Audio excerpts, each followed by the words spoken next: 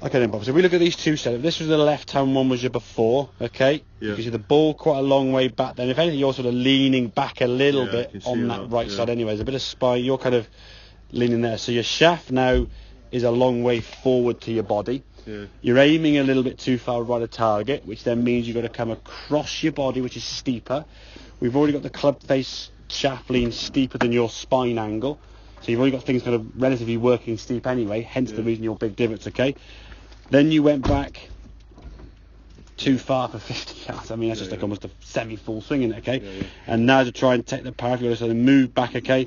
Chunking the ground a bit to the left, the ball's going to go left. And you can see kind of here now, sort of leaning back a bit to try and don't go too far. Where's your divots going to go? The divots go left. Rather than sort of pivoting around this kind of hip and a bit more towards target. So if we look at this one on the right-hand side, now you can see your setup much more kind of over the ball there, That right knee just sort of kicked in a little, which is great, okay?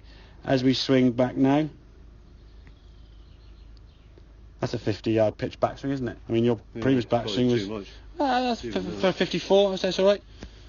Yeah, so your left, if we go back to there, that's where you were. That's 75, there's 50. It's not much of a difference between the two, but that's kind of where you're... But at least from there now, we're going to pivot around that as an impact. Yeah. You're over the ball, you see, yeah? That's where you're striking, and your angle of attack is more this way, not that way, You're coming in shallower, so you're not taking a big divot, okay?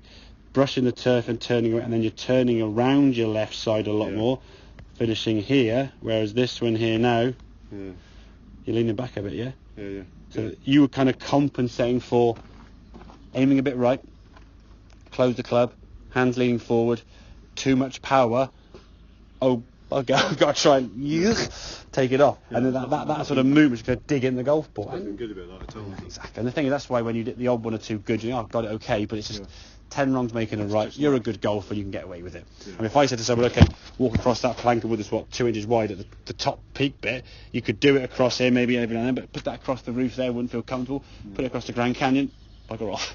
Okay? If you're making this shot harder, okay, when there's no pressure, there's nothing in the way, or an easy shot, no playing in a match, you're playing socially or friendly by yourself, easy peasy. When there's a bit of, this matters each time, water long, water short, right, or whatever, or bunkers, that technique and all these different variations are going to break down every now and then, okay? So open up your slow off, say, pinch that way onto that left side, so if your buttons are going over your left foot a little bit, and then your back turn will be shorter because you can't turn too far from that position anyway, okay? And you're going to pivot a bit more around that lead hip a little bit, working more with your chest and the bounce of the club rather than your hand and the leading edge, You shouldn't be digging the ball. If it's a bit roughy there and we can get a bit of grass, that's fine. On a nice fairway cut grass, we should be striking the ground and barely taking some turf out there at all.